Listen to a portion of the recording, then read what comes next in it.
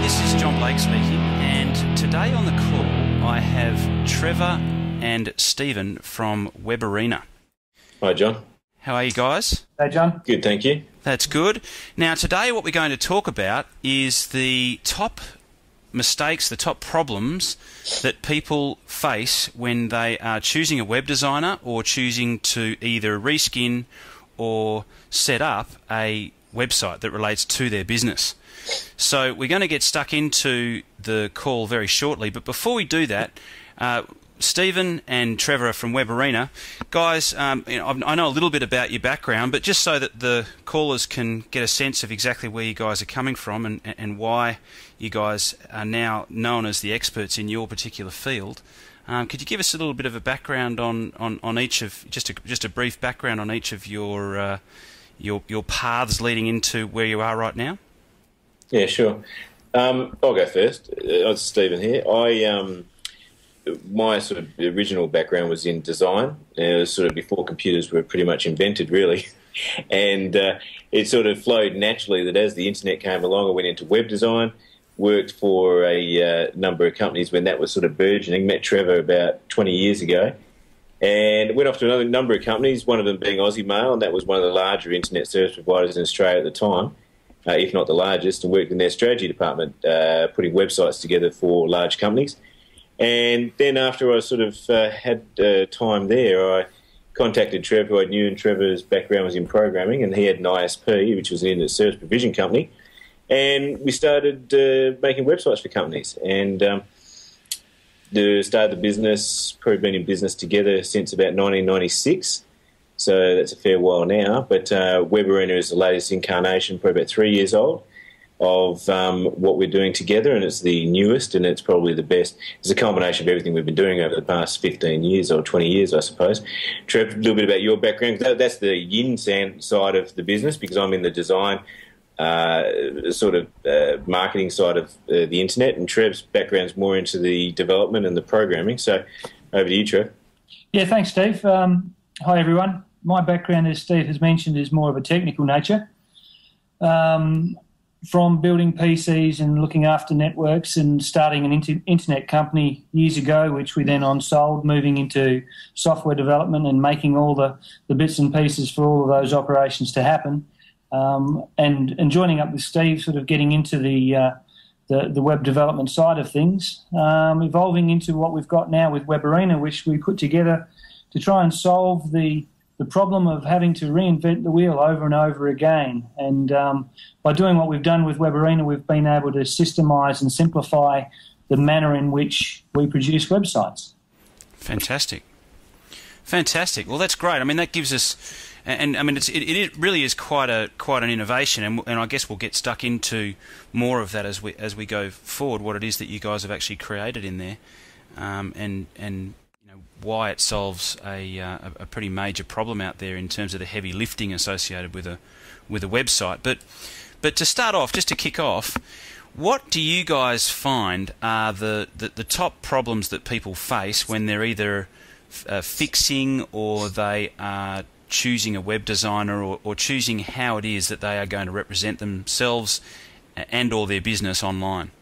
One of the ones for me that I found was the same problem that we had building them, and that was that every time we took on a client, Trevor alluded to it a minute ago, was that it would be a different project every single time.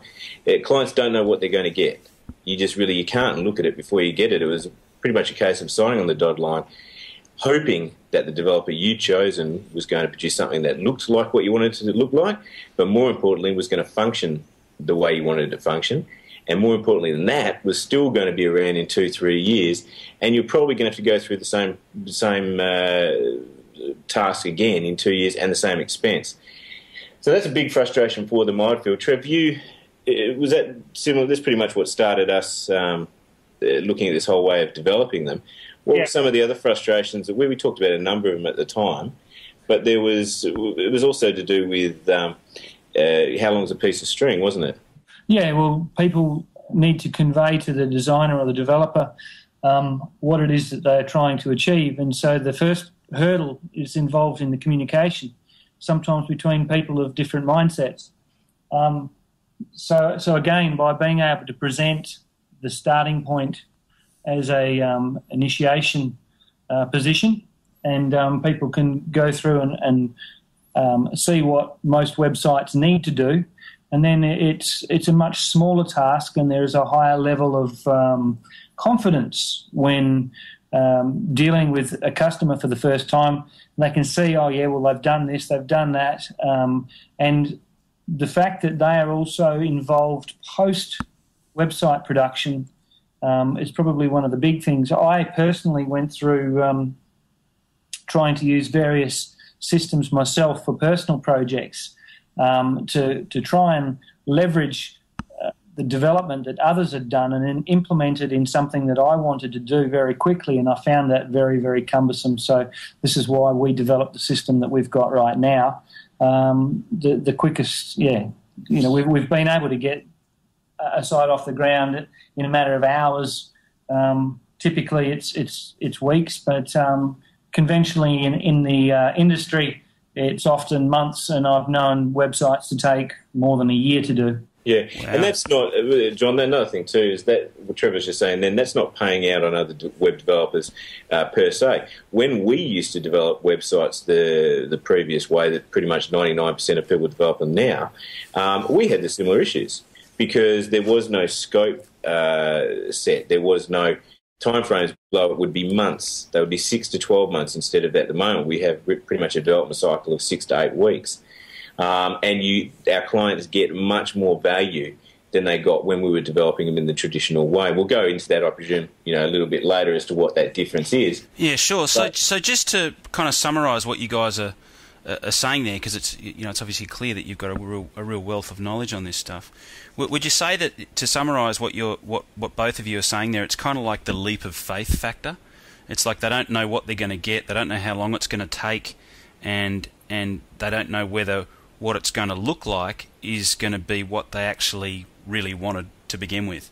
100%. I mean, if I was a customer being asked to fork out $10,000 to $20,000, which is what a lot of these sites will cost, on a leap of faith, I'd have to be a pretty religious person. I wouldn't do it myself. It's just been lucky we've been able to build our own sites. I'd want to see what I'm going to get, and that's what you get now. Yeah, sure. So when, I mean, we'll sort of get into some solutions in a second, but as we're thinking about the types of annoyances, frustrations, pitfalls that people can fall into when they are going through this process, what are some of the other things that you guys have seen? Oh, just trying to think. There's been every single frustration, annoyance, and complaint that we've heard is the reason why we did this. And I know we keep saying that. What are some of the more common ones? Oh, that's not what I wanted. Yes. I mean, that's probably the most common one, and it alludes to what I was talking about before. That's actually not what I had in mind. They're paying for something, and that's not what they actually expected. But on the big one, there's actually a really, really, really fundamental one, though. One of the big ones, we get a lot of clients coming to us because they've had websites developed, 5 to 10 years ago, even some of them. And the code that those sites were built on, the hosting infrastructure they were built on, everything that their site is about has actually deteriorated over time. So therefore, they've actually might have spent $20,000 2, 3, 5 years ago, and they've got to go and do it again because the computing world and the internet moves ahead so quickly. If it's not keeping pace with it at the same time, it becomes a very, very, very expensive process and time-consuming process to have to do it again. So, right? What's the average use-by date on a site that isn't in keeping with technology? It does depend, but it's 1 to 2 years. 1 to 2 years. Okay. Yeah. Okay. Great. Yeah. I mean, that's not even just from a cosmetic point of view. That's from a code point of view. That's from the functionalities. I mean, the things that we can do now with websites are just dramatically different to what we could do 2 years ago. Yeah, sure.